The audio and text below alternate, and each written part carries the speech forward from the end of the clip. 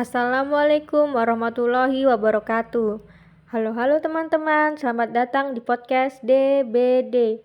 Eits, jangan salah sangka dulu, pasti kalian pikirnya DBD itu penyakit kan? Kalian salah guys, DBD adalah dunia belajar Desi.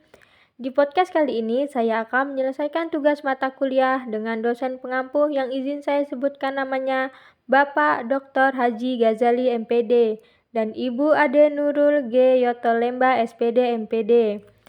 Nah, dalam podcast ini kita akan ngobrol santai tentang teori naturalisme dalam pendidikan. Pernah nggak sih kamu merasa kalau belajar itu harus di ruangan kelas saja? Nah, teori naturalisme punya pandangan yang berbeda nih. Yuk kita kumpas tuntas. Jadi teman-teman, teori naturalisme adalah aliran filsafat pendidikan yang menekankan pentingnya alam dalam proses pembelajaran. Aliran ini berpendapat bahwa anak-anak pada dasarnya baik dan memiliki potensi yang besar untuk berkembang secara alami. Kalian tahu nggak kalau dalam teori naturalisme ada prinsip-prinsip utama. Yang pertama itu, pendidikan harus menyesuaikan diri dengan alam, yaitu pembelajaran harus dilakukan di lingkungan alam dan manfaatkan sumber daya alam.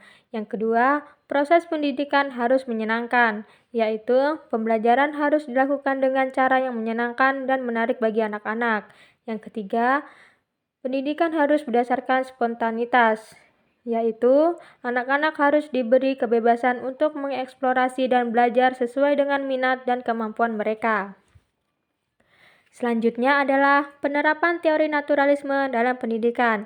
Yang pertama yaitu penerapan metode pembelajaran yang aktif seperti bermain, eksperimen, dan proyek kelompok. Yang kedua, penggunaan lingkungan alam sebagai kelas seperti belajar di taman, kebun, dan hutan. Yang ketiga, penekanan pada pengembangan minat dan bakat anak, seperti memberikan kesempatan bagi anak dan mengeksplorasi berbagai bidang. Yang keempat, fokus pada pengembangan sosial dan emosional, seperti membangun hubungan yang baik antara anak-anak dan guru serta sesama teman. Nah, ada juga nih beberapa contoh yang perlu kita ketahui. Yang pertama itu, taman kanak-kanak alam, yang dimana anak-anak belajar bermain di luar ruangan, menanam tanaman, dan mengamati alam. Yang kedua, program pembelajaran berbasis proyek, yang dimana anak-anak belajar sesama untuk menyelesaikan proyek yang menarik minat mereka.